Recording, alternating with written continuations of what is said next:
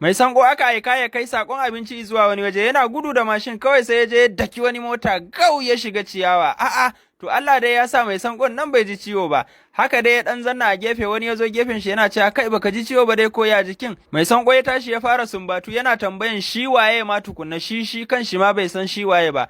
Wannan mutum ya ce mishi ai yanzu kana kokarin kai abinci wani waje kai hatsari, ya ce abinci kuma ni dai wani abinci kuma ta yaya hakan ya faru. To daga ƙarshe mutumin ya gane ai mai sankon nan yana da taɓo hankali ne kuma gashi yayi hatsari, taɓo hankali akan taɓo hankali kenan, Allah sarki. To anan kuma yayan mai sanko ne ya je shagon aski za a yi mishi aski. To Allah ya sa wanda zai askin bai iya ba sai ya dan nemo mai fa ya zuba akan gashin wannan yayan mai sankon, sai ya ɗauko laita kawai ya kunna wuta kyat, wai yana so ya ga mai zai faru, ba kawai wuta ya kama da gashin wannan mutumi ba, haba mutumin yana ihu, hawa shi ko mai askin ya ce to bari ya sa ruwa, yana sa ruwa kawai wannan wuta ya ƙaru, sai ya ce to ya san mai zai yi, ya je ya nemo tawul ya jiƙa ta da ruwa, sai ya zo ya wurga akan wannan mutumi, yana wurga kawai wannan tawul ɗin sai ya ɗan kashe wutan. To amma fa kafin nan fa mutumin ya ji jiki sosai gaskiya, kan shi ya ƙone sosai, Allah sarki. Mai sanko ne ya shiga jirgin ruwa suna tafiya a cikin ruwan teku, sai suka ce bari su dan yada zango a gefen tekun nan. Haba da suka yada zango mai sanko ya ga wajen ya mai kyau sosai, ya ce kai shi fa ba inda zai je, su yi tafiyan su kawai, shi kan ba inda zai je.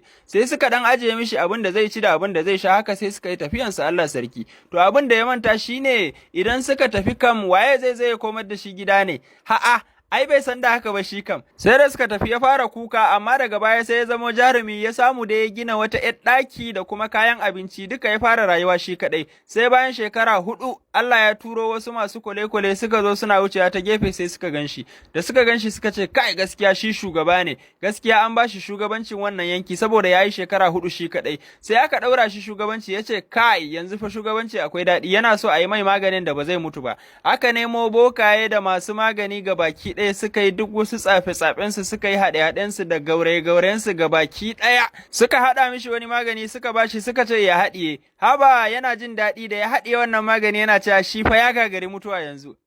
Ai ko awa ɗaya ba yi ba kawai ya fara jin zazzaɓi sosai fa, ya faɗi a wajen fab ya suma. To daga suman nan fa shine bai dawo duniya ba, a haka ya mutu, Allah sarki.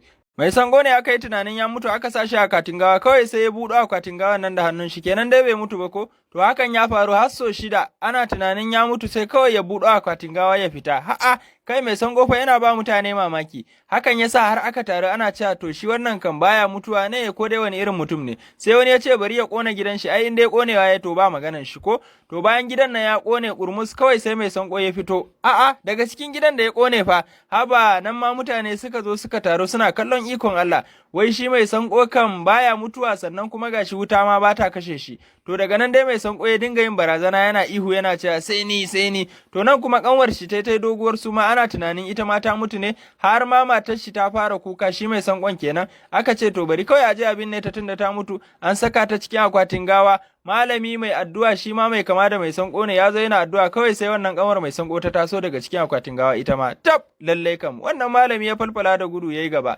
To sai aka fara cewa ko dai wai a zuriyan su mai sanko ne su ba sa mutuwa ne, Allah sarki. Haka dai mutane suke ta maganganun su, amma dai su mai sanko ba su ce komai ba, sun yi shiru kawai sun bar mutane suna cewa abin da za su ce. To wannan shine, Allah ya sa mu dace, amin summa amin.